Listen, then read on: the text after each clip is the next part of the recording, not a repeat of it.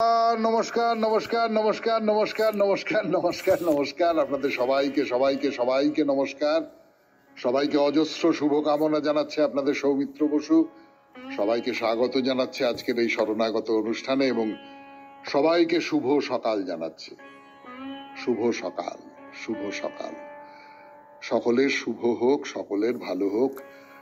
সকাল বেলায় একেবারে ভোর 5টার সময় অনুষ্ঠান করতে শুরু করে এই কথাটুকু বলতে বড় ভালো লাগে। আজকে শ্রী শ্রী ঠাকুর অনুকূল চন্দ্রের মহাপ্রয়াণ তিথি ও পূজা। বেনি মাধবশীলের পঞ্জিকা অনুযায়ী আজকের দিনটার কথা বলি। আজকে 23শে মাঘ 1431, ইংরেজির 6ই ফেব্রুয়ারি 2025, বৃহস্পতিবার। আজ নবমী। সূর্যোদয়ের সময় সকাল 6টা বেজে 20 মিনিট, সূর্যাস্তের সময় বিকেল 5টা বেজে 23 মিনিট। নক্ষত্র কৃত্তিকা। আজকে জন্মে বৃষ রাশি, বৈশ্য বর্ণ, মতান্তরে শূদ্র বর্ণ, রাক্ষসগণ। রাত্রি 9টা বেজে 43 মিনিট গতে নরগণ। আমাদের হোয়াটসঅ্যাপে চিঠি পাঠাবার নাম্বার 9831922927। চিঠির গোড়ায় অতি অবশ্যই SG লিখতে হবে। আর আজকে তো বৃহস্পতিবার, তো বৃহস্পতিবারেই ঘোষণা করি আগামী বৃহস্পতিবারে আপনারা কি বিষয় নিয়ে চিঠি লিখবেন। আমার মাথায় একটা বিষয় খেলছে, সেটা হলো যে এই কদিন ধরে ভালো মানুষ নিয়ে চিঠি পড়ছি আপনাদের সামনে, তো তার সূত্র ধরে মনে হচ্ছে যে আমাদের আগামী চিঠির বিষয় হোক পুণ্য কাজ। মানে জীবনে কোনো একটা অনেক ভালো কাজ করেছেন, নিশ্চয়ই আপনারা প্রত্যেকে অনেক ভালো কাজ করেছেন, যাকে ভালো কাজ বলে মনে করেন এমন অনেক ভালো কাজ করেছেন। তার মধ্যে কোন কাজটার কথা মনে পড়ছে, এক্ষুনি মনে পড়ছে আপনার কোন কাজটার কথা, যে এইরকম একটা কাজ করেছিলাম যেটা করে আমার মনে হয়েছিল যে আমি একটা পুণ্য কাজ করলাম। তো এই পুণ্য কাজের বিবরণ আগামী মঙ্গলবার সন্ধে 6টার মধ্যে আমাদের দপ্তরে পাঠিয়ে দিন। আমরা বৃহস্পতিবার এবং তারপরের যে শরণাগত অনুষ্ঠানগুলোতে সেই সব চিঠি পড়ে শোনাবো। এইবারে তাহলে আজকের অনুষ্ঠান সম্পর্কে বলি। প্রথমে তো পুরাণ চিরন্তন। পুরাণ চিরন্তনে গাভী নিয়ে কথা হচ্ছে। গরু, গাভী, বৃষ, যা কিছু বলুন না কেন, তাই নিয়ে কথা হচ্ছে যে আমাদের প্রাচীন যুগে কিভাবে গাভীকে দেখা হতো, বৃষকে দেখা হতো, গো জাতিকে কিভাবে দেখা হতো, তাই নিয়ে কিছু কথা বলেছি, আরো কিছু কথা বলবো আজকে। তারপর চলে যাব স্বামী বিবেকানন্দের রচনা থেকে পাঠ। এই পর্বে জগৎ, দ্বিতীয় পর্ব, তার যে বক্তৃতা, সেই বক্তৃতা থেকে পড়ে শোনাচ্ছি আপনাদের এবং তার আরো খানিকটা অংশ পড়ে শোনাবো। তারপরে ঠাকুর শ্রী রামকৃষ্ণ পরমহংসদেবের কথামৃত থেকে পড়বো স্বামী লোকেশ্বরানন্দের একটি ছোট প্রবন্ধ, আপনাদের চিঠিপত্র এবং শেষে বাইরে দূরে। আমরা এখন কোলাপুরে, মহারাষ্ট্রের কোলাপুরে, সেখানকার মহালক্ষ্মীর মন্দিরের কথা বলছি, অনেকদিন ধরে বলছি, বলবো আরো কথা। গণেশজির একটি মন্দির আছে, সেই মন্দিরের কথা বলবো, গণেশের মূর্তির কথা বলবো। যাই হোক, 92.7 বিগ FM এ শরণাগত অনুষ্ঠানে এখন একটু গান শুনি, গানের পর পুরাণ চিরন্তন। গানের পর এবার পুরাণ চিরন্তন। এর আগের দিন বলেছিলাম আপনাদের যে কেমন করে ইন্দ্রকে, মানে বর্ষণের যিনি দেবতা, সেই ইন্দ্রকে সরিয়ে কৃষ্ণের প্রাধান্য স্থাপিত হচ্ছে। তার তার একটা কাহিনী আছে, ওই গিরি গোবর্ধন ধারণ করা এই কাহিনী আপনারা সকলেই জানতেন। তার এই তাৎপর্যের কথা হয়তো সকলের মাথায় আসেনি, তো সেই কথা বলেছিলাম আপনাদের। আসলে সেকালের দিনে রাজাদের যে উপার্জন, রাজা যে উপার্জন করবেন, সেই উপার্জনের একটা বড় উৎস কিন্তু ছিল ব্রজভূমি। ব্রজভূমি বলতে কি বোঝায় তাও এর আগের দিন বলা হয়েছে, আপনাদের নিশ্চয়ই মনে আছে। ব্রজভূমি মানে আমাদের ব্রজভূমি বললে প্রথমেই কৃষ্ণের কথা মনে পড়ে, তো তাই তো হবে, কৃষ্ণ তো ব্রজের রাখাল। কিন্তু আসলে ব্রজভূমি মানে হচ্ছে যেখানে এই গরুরা চড়ে বেড়াতো, তার জন্য একটা আলাদা জায়গা ছিল। যে কোনো জায়গায়, যে কোনো দেশে, যে কোনো রাজ্যে, যে কোনো নগরে একটা আলাদা জায়গা ছিল যেখানে গরুরা থাকতো, গরুদের পালন পোষণ করা হতো, তারা খেত, তার জন্য একটা বিস্তৃত জায়গা ছিল। তো সেইখান থেকে কর পাওয়া যেত। মানে ব্রজভূমি গো পালন, গো চারণ, গো প্রজনন এর যে কেন্দ্র, সেই কেন্দ্র। তো পরবর্তী সময়ে যেটা হলো, যেটা সবসময় হয়, যে এই ব্রজভূমি কেবলমাত্র গরুর মধ্যে সীমাবদ্ধ রইল না, অন্যান্য অন্যান্য পশুরাও সব চলে এলো। যে কৌটিল্যের যে অর্থশাস্ত্র, তো তাতে দেখতে পাচ্ছি যে একজন রাজা 7টা জায়গা থেকে কর গ্রহণ করে থাকেন। কৌটিল্যর কথা আপনারা জানেন, কৌটিল্য চাণক্য, যিনি অসম্ভব ধুরন্ধর একজন রাজনীতিবিদ ছিলেন। তো এই 7টা জায়গা থেকে কর গ্রহণ করতেন রাজারা। কোন কোন জায়গা? দুর্গ, রাষ্ট্র, খনি, বন, এবং এই যে জায়গাগুলো, এর মধ্যে ব্রজ একটা। আর এই ব্রজ এর মানেটা হলো যেখানে গরু, মোষ, উট, ঘোড়া এগুলো কেনা বেচা করা হয়, দুধ, দই, মাখন, ভেড়ার লোম বিক্রি করা হয়। এই সমস্তটা মানে গোহাট বলতে যেটা বোঝায়, কিন্তু সেই গোহাটের মধ্যে অন্যান্য জীবজন্তু, মানে জীবজন্তুর হাট যাকে বলে, এবং জীবজন্তুর পালন পোষণ করা। তো এইখান থেকেও প্রচুর পরিমাণে কর পাওয়া যায়। ব্রজের এই যে অর্থ ব্যাপ্তি যাকে বলে, কেবলমাত্র গরুদের জন্য যেটা ছিল সেইটাতে অন্যান্য জীবজন্তুরাও সব এসে পড়লো। এইটা মোটামুটি খ্রিস্টীয় 4র্থ-5ম শতাব্দী থেকে এই ব্যাপারটা শুরু হয়ে যায়। ঋগ্বেদে কিন্তু গোশালা অর্থে ব্রজ শব্দটাই ব্যবহার করা হয়েছে। কি বলা হয়েছে, কি বলা হয়েছে সেটা বলবার জন্য ফিরে আসছি গানের পর। 92.7 বিগ এফএম এ শরণাগত অনুষ্ঠান শুনছেন আপনারা। এখন পুরাণ চিরন্তন, গো কথা। একটু আগে 92.7 বিগ এফএম এ শরণাগত অনুষ্ঠানে, সেটা হচ্ছে যে ঋগ্বেদে কিন্তু এই যে ব্রজভূমি বলতে গরুর রক্ষণাবেক্ষণ, পালন, প্রজনন ইত্যাদি ইত্যাদি যেখানে করা হয় সেই জায়গার কথাই বলা হচ্ছে। বলা হচ্ছে যে হে ইন্দ্র, তুমি গাভীর নিবাস স্থান ব্রজভূমির দরজা খুলে দাও আমাদের কাছে, আমাদের ধন দান করো তুমি। গবামপা ব্রজং বৃদ্ধি ক্রীণুঙ্গ রাধো অদ্রিবা। তার মানে ব্রজভূমির দরজা খুলে দিলে আমাদের প্রচুর ধন সম্পদ হবে। অর্থাৎ ধন এবং ব্রজভূমির দরজা খোলা, এই দুটো সমার্থক শব্দ ছিল তখনকার দিনে।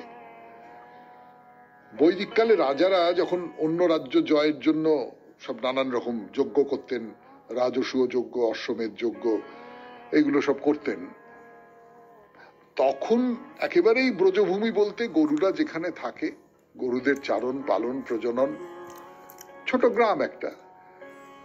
তাহলে এই গ্রামটা, ঋগ্বেদের একটা মন্ত্রে আছে যে গ্রাম শাসনের প্রসঙ্গে গ্রামের মধ্যে যে ছোট ছোট গৃহস্থ ঘর, তাদের নাম ছিল কুল।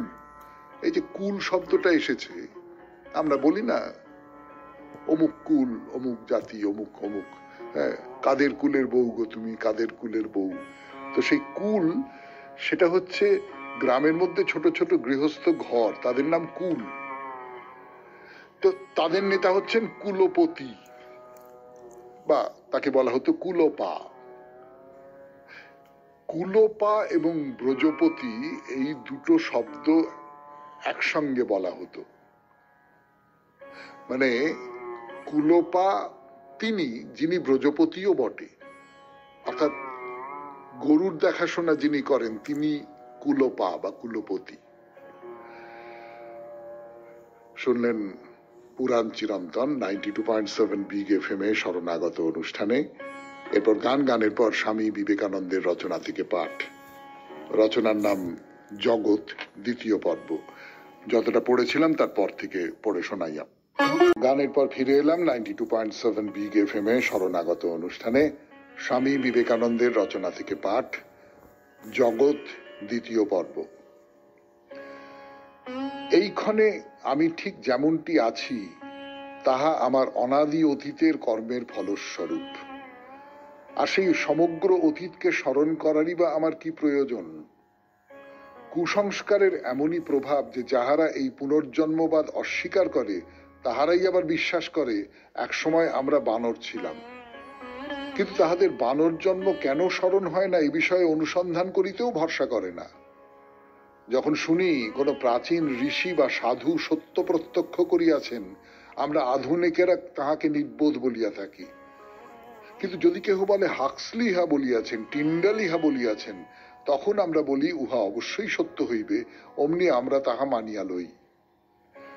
প্রাচীন কুসংস্কারের পরিবর্তে আমরা আধুনিক কুসংস্কার আনিয়াছি। ধর্মের প্রাচীন পোপের পরিবর্তে আমরা বিজ্ঞানের আধুনিক পোপ বসাইয়াছি। অতএব আমরা দেখিলাম স্মৃতি সম্বন্ধে যে আপত্তি তাহা সত্য নহে, আর এই পুনর্জন্ম সম্বন্ধে যে গুরুতর আপত্তি উঠিয়া থাকে তাহার মধ্যে ইহাই একমাত্র আপত্তি যাহা বিজ্ঞ লোকে আলোচনা করিতে পারেন। যদিও দেখিয়াছি পুনর্জন্মবাদ প্রমাণ করিতে হইলে তাহার সঙ্গে সঙ্গে স্মৃতিও থাকিবে, ইহা প্রমাণ করার কোনো প্রয়োজন নাই, তথাপি আমরা ইহা দৃঢ়ভাবে বলিতে পারি যে অনেকের এরূপ স্মৃতি দেখা যায়। আর তোমরাও সকলে যে জন্মে মুক্তি লাভ করিবে সেই জন্মে এই স্মৃতি লাভ করিবে। কেবল তখনই জানিতে পারিবে জগৎ স্বপ্ন মাত্র, তখনই অন্তরে অন্তরে বুঝিবে যে আমরা এই জগতে অভিনেতা মাত্র, আর এই জগৎ রঙ্গভূমি। তখনই প্রবল বেগে অনাসক্তির ভাব তোমাদের ভিতর আসিবে, তখনই যত কিছু ভোগ তৃষ্ণা, জীবনের উপর এই তীব্র আগ্রহ, এই সংসার চিরকালের জন্য চলিয়া যাইবে। তখন তুমি স্পষ্টই দেখিবে তুমি জগতে কতবার আসিয়াছ, কত লক্ষ লক্ষ বার তুমি পিতা মাতা পুত্র কন্যা স্বামী স্ত্রী বন্ধু ঐশ্বর্য শক্তি লইয়া কাটাইয়াছ, কতবার এই সকল আসিয়াছে, কতবার চলিয়া গিয়াছে, কতবার তুমি সংসার তরঙ্গের উচ্চ চূড়ায় উঠিয়াছ, আবার কতবার তুমি নৈরাশ্যের গভীর গহ্বরে নিমজ্জিত হইয়াছ। যখন স্মৃতি তোমার নিকট এই সকল আনিয়া দিবে, তখনই কেবল তুমি বীরের ন্যায় দাঁড়াইবে, এবং জগৎ তোমায় ভ্রুভঙ্গি করিলে তুমি শুধু হাসিবে। তখনই তুমি বীরের মতো দাঁড়াইয়া বলিতে পারিবে, মৃত্যু, তোমাকেও আমি গ্রাহ্য করি না, তুমি আমাকে কি ভয় দেখাও। যখন তুমি জানিতে পারিবে তোমার উপর মৃত্যুর কোনো শক্তি নাই, তখনই তুমি মৃত্যুকে জয় করিতে পারিবে, আর সকলেই কালে কালে এই অবস্থা লাভ করিবে। শুনলেন স্বামী বিবেকানন্দের রচনা থেকে পাঠ 92.7 বিগ এফএম এ শরণাগত অনুষ্ঠানে। এবারে গান, গানের পর কথামৃত। কথামৃত থেকে পাঠ 92.7 বিগ এফএম এ শরণাগত অনুষ্ঠান শুনছেন। আমি আছি আপনাদের সঙ্গে, আপনাদের সৌমিত্র বসু। গানের পর এবার কথামৃত থেকে পাঠ। তার আগে একটা কথা বলি, আপনারা যারা শরণাগত অনুষ্ঠানের শ্রোতা, আমরা তো আপনজন, নিজেদের মতন, একটা পরিবারের মতন। সেই সূত্র ধরে বলি যে যোগেশ মাইম একাডেমিতে নিয়মিত নাট্যচর্চার আসর বসছে। আগামী 8 তারিখে আছে আমার গান বলে একটি নাটক, আর 9 তারিখে আছে মানময়ী গার্লস স্কুল। মানময়ী গার্লস স্কুল এক সময়কার খুব বিখ্যাত নাটক ছিল, আবার নতুন করে সেটাকে তৈরি করা হয়েছে। এই দুটি নাটকেরই খুব নাম হয়েছে। যোগেশ মাইম একাডেমিতে আপনারা যদি আগ্রহী হন, আগামী 8 তারিখে এবং 9 তারিখে ফেব্রুয়ারি মাসের সন্ধ্যে 6:30 তাহলে চলে আসুন। এবারে তাহলে ঠাকুরের কথা বলি। ঠাকুর নানান রকম সব কথাবার্তা বলেছেন, উপদেশ দিয়েছেন, জ্ঞানের কথা বলেছেন, তার অনুভবের কথা বলেছেন, তার উপলব্ধির কথা বলেছেন। সেই রকম কিছু কিছু উপলব্ধি, কিছু কিছু অনুভব, সেগুলোর কথা লিখেছেন, কথামৃতে লেখা হয়েছে, মাস্টারমশাই লিখে রেখেছেন। যেমন ঠাকুর বলছেন যে সংসারেই থাকো আর যেখানেই থাকো ঈশ্বর মনটি দেখেন। বিষয়াসক্ত মন যেন ভিজে দেশলাই, যত ঘষো জলে না। একলব্য মাটির দ্রোণ অর্থাৎ নিজের গুরুর মূর্তি সামনে রেখে বাণ শিক্ষা করেছিল। মন একটা আশ্চর্য জিনিস, তাই না? মানে আমার মন, আপনার মন, নিজেদের মনের দিকে যখন তাকিয়ে দেখি তখন বুঝতে পারি। সেই একটা গান ছিল আমাদের যৌবন বয়সে কেন, কিশোর বয়সে, তখন স্কুলে টুলে পড়ি, সেই সময় গানটা খুব চলতো আর কি, হিট করেছিল যাকে বলে তরুণ বন্দ্যোপাধ্যায়ের একটি গান, এই মনকে নিয়েই আমার যত গোলমাল। মন যে কখন কোন দিকে চলে যাবে তা আমরা তো কেউ বুঝতে পারি না।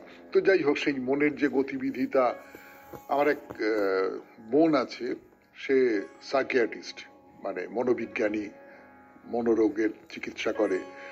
তা সে আমাকে বলেছিল যে দাদা ভাই, ওই আমরা না মনের ধরো 20-22% হয়তো আমরা বুঝতে পারি, বাকিটা অন্ধকারে ঢিল মারা করে করে করে করে হয়তো খানিকটা আন্দাজ করা যায় এই রকমটা।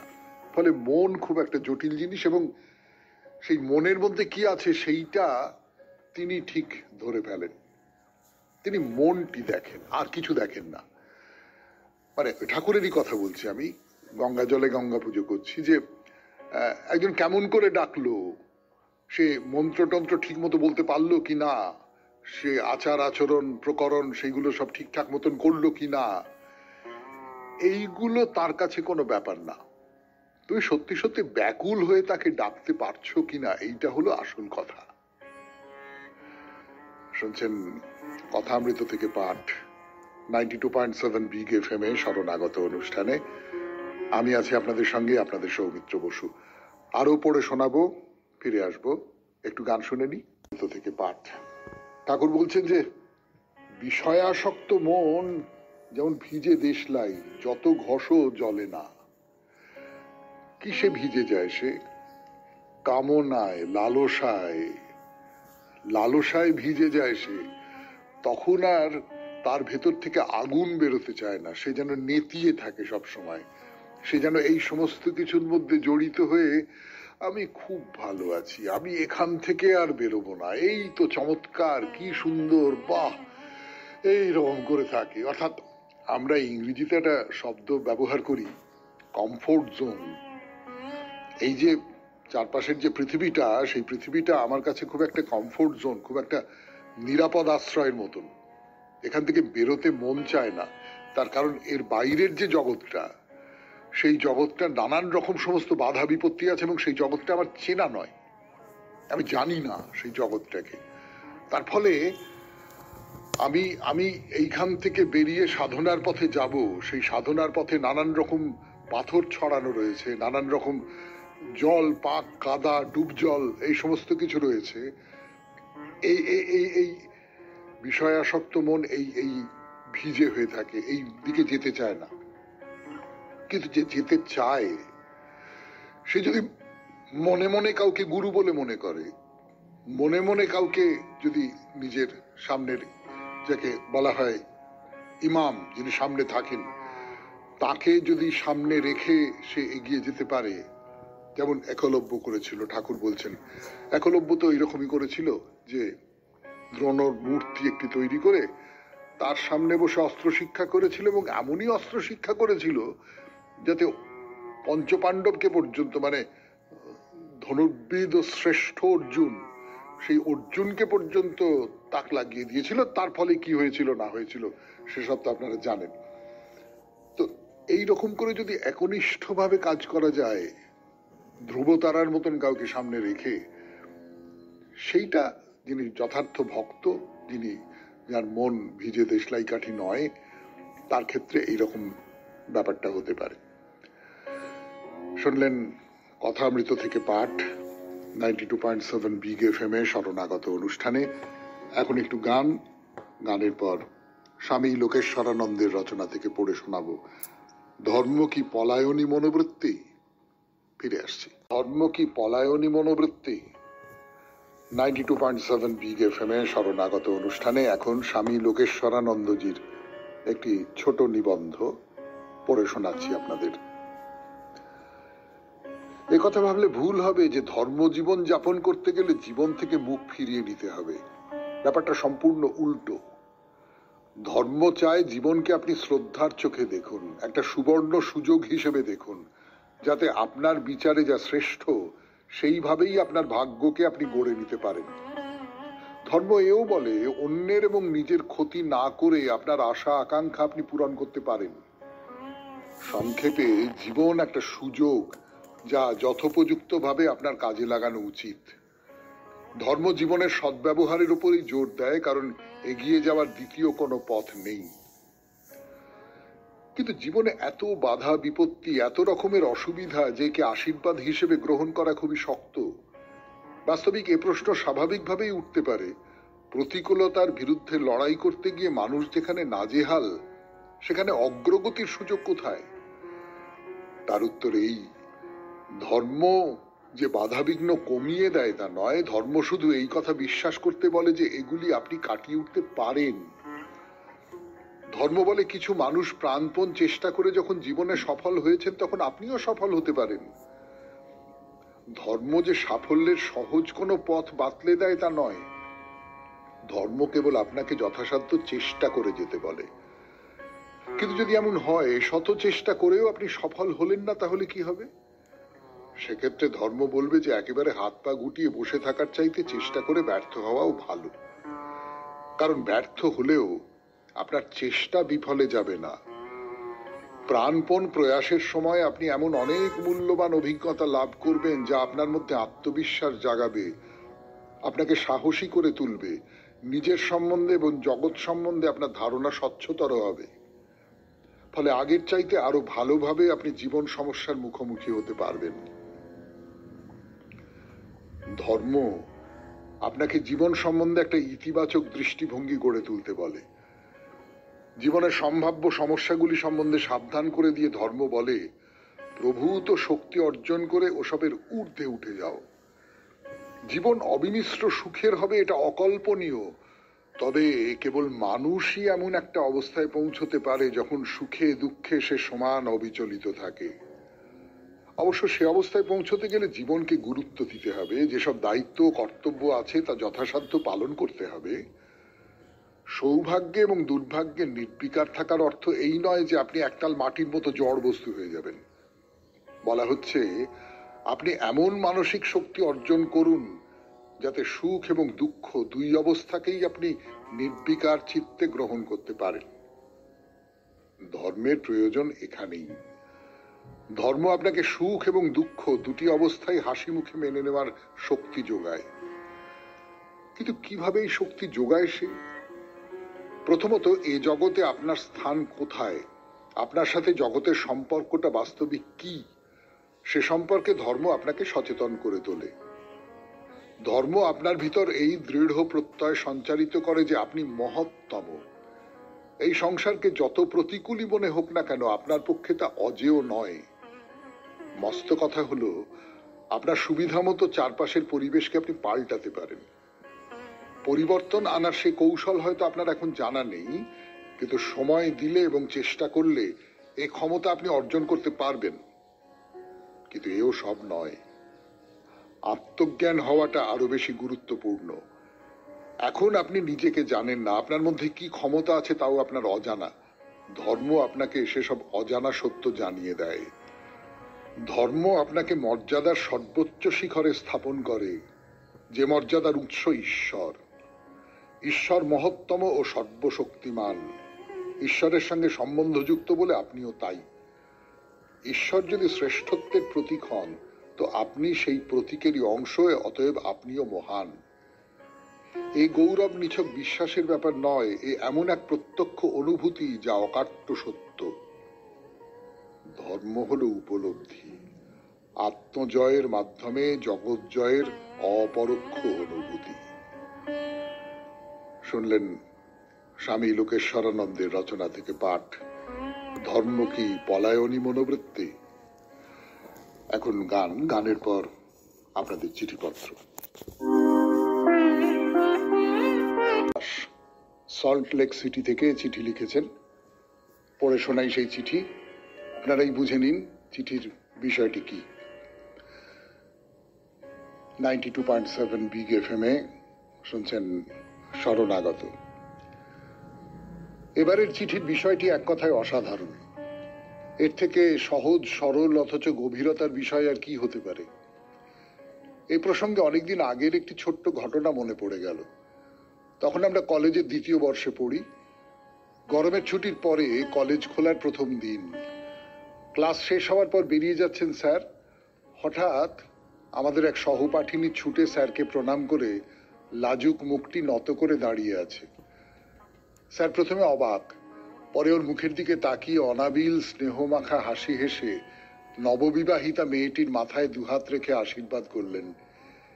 এ যে আমাদের বালিকা বধূ, মাগো সুখী হও, সুখে রেখো।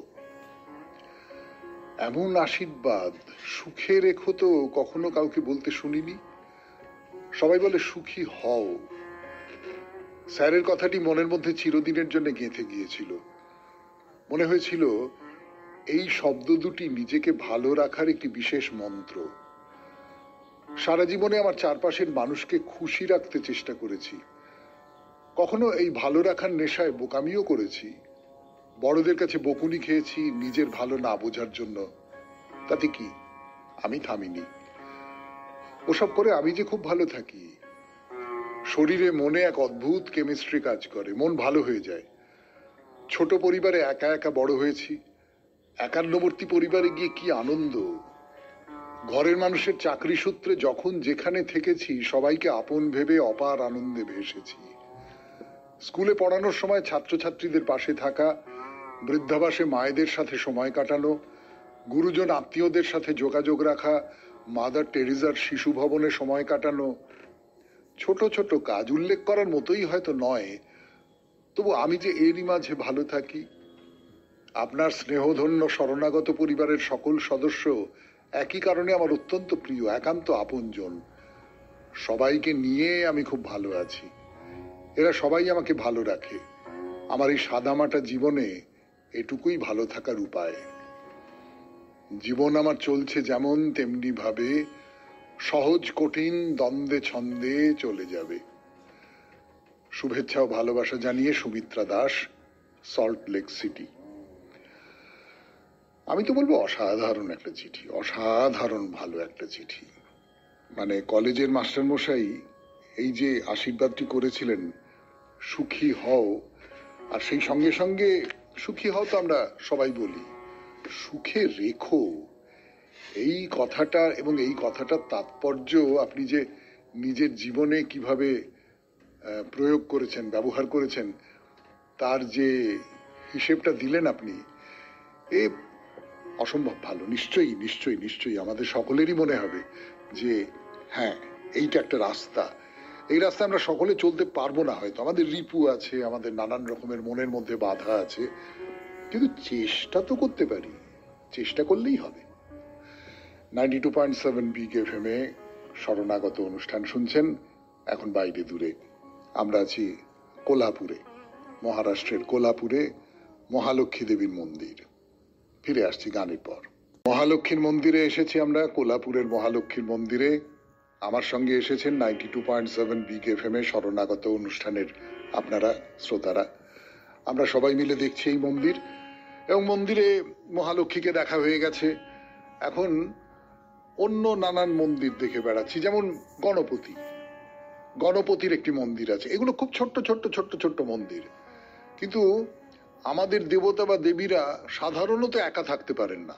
মানে পুরনো যুগের যে সমস্ত মন্দির, সেখানে একই সঙ্গে অনেক দেবতা দেবী তারা চারপাশে থাকেন, তাদের মধ্যে হয়তো মধ্যমণি হয়ে থাকেন মূল যে দেবতা বা দেবীর নামে মন্দিরটি, কিন্তু আরো অনেক অনেক সব দেবতা দেবী থাকেন।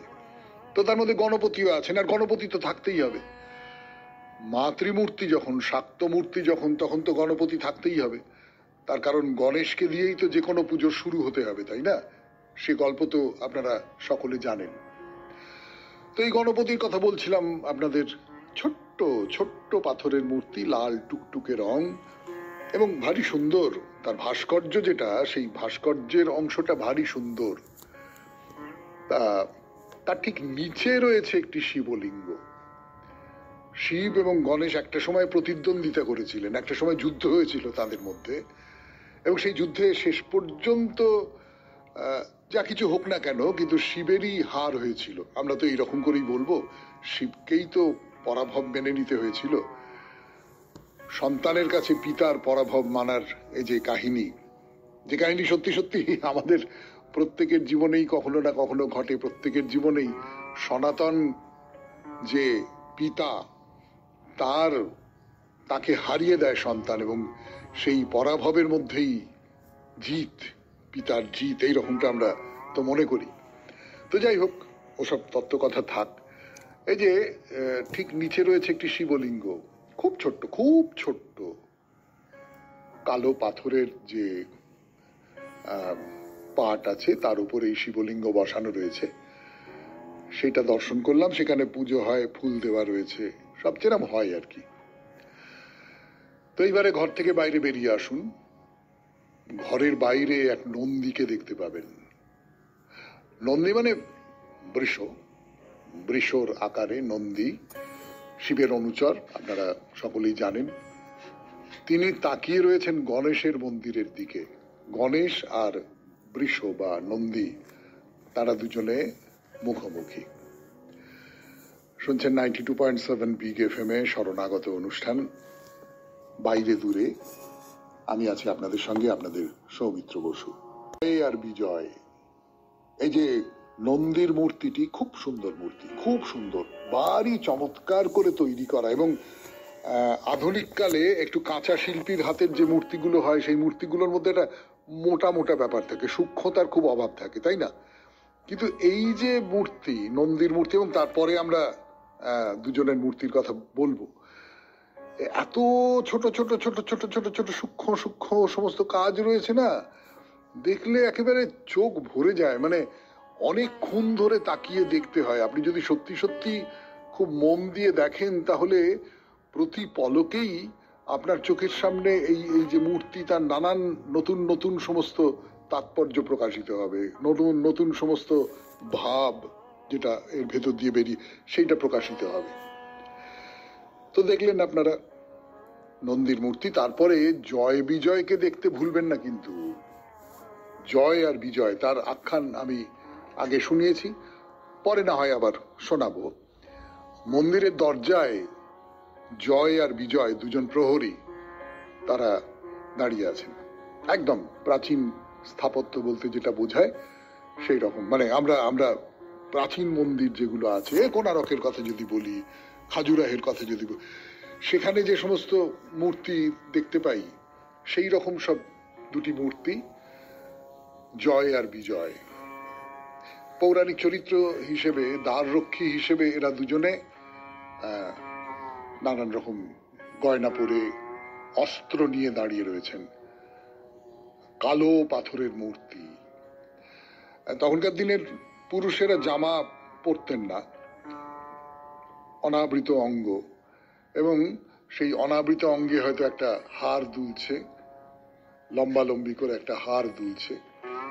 আর দাঁড়ানোর যে ভঙ্গিটা, সেই ভঙ্গিটা হচ্ছে ত্রিভঙ্গ। মানে ত্রিভঙ্গ বলতে আপনারা জানেন, আপনারা দেখেছেন সকলে, আলাদা করে যে বলবার খুব কিছু আছে আমার তা মনে হয় না। ধরুন আমি যদি একেবারেই জ্যামিতির মতন করে বলি, যে মাথা থেকে কোমর পর্যন্ত সরল রেখা, কোমর থেকে একটু বেঁকে গেছে, বেঁকে গিয়ে আবার নিচের দিকটা সরল রেখা, এই যে একটি বঙ্কিম ভঙ্গি, সেই বঙ্কিম ভঙ্গিটা, এই দাঁড়ানোর যে ধরন, সেই ধরনের মধ্যে একটা অপরূপ একটা কি বলবো স্বাদ তৈরি করেছে। আপনারা চোখের সামনে ত্রিভঙ্গ মুরারি যাকে বলে, হ্যাঁ, কৃষ্ণের মূর্তিতে এরকম দেখতে পাওয়া যায়। অর্থাৎ একটা পায়ের ওপর ভর দিয়ে দাঁড়ালে শরীর একটু বেঁকে যায়, তো সেইটাকেই আরেকটু শিল্পিত করে, আরেকটু চারুময় করে তৈরি করা হয়েছে। সেই রকম করে দাঁড়িয়ে রয়েছেন। এসে ভারী সুন্দর, ভারী চমৎকার লাগে। আমাদের এই ভারতীয় স্থাপত্যে দাঁড়ানোর এই ভঙ্গিটা বারবার নানান ভাবে ফিরে ফিরে আসে। তো জয় আর বিজয়, এই দুজনের মাথাতেই মুকুট রয়েছে, রাজকীয় মুকুট, কান পর্যন্ত নেমে এসেছে। তো এবারে চলুন আরেকটি মন্দিরের দিকে যাওয়া যাক, নবগ্রহ মন্দির। কিন্তু সময় যে নেই, নবগ্রহ মন্দিরের কথা আজকে আর বলা যাবে না। আজকে এখানেই শেষ করি শরণাগত। আমাদের হোয়াটসঅ্যাপে চিঠি পাঠাবার নাম্বার 9831922927। চিঠির গোড়ায় অতি অবশ্যই SG লিখতে হবে। তাহলে এবার রবীন্দ্রনাথের কবিতা। এখনো ভাঙেনি মেলা, নদীর তীরের মেলা। এ শুধু আষাঢ় মেঘের আধার, এখনো রয়েছে বেলা। ভেবেছিল দিন মিছে গোঙালেম, যাহা ছিল বুঝি সবই খোয়ালেম। আছে আছে তবু আছে ভাই কিছু রয়েছে বাকি, আমারও ভাগ্যে আজ ঘটে নাই কেবলই ফাঁকি। বেচিবার যাহা বেচা হয়ে গেছে, কিনিবার যাহা কেনা, আমি তো চুকিয়ে দিয়েছি নিয়েছি সকল পাওনা দেনা। দিন না ফুরাতে ফিরিব এখন, প্রহরী চাহিছ পসরার পণ। ভয় নাই ওগো, আছে আছে কিছু রয়েছে বাকি, আমারও ভাগ্যে ঘটেনি ঘটেনি কেবলই ফাঁকি। কখনো বাতাস মাতিয়া আবার মাথায় আকাশ ভাঙে, কখনো সহসা নামিবে বাদল, তুফান উঠিবে গাঙে। তাই ছুটাছুটি চলিয়াছি ধেয়ে, পারানির কড়ি চাহু তুমি নে।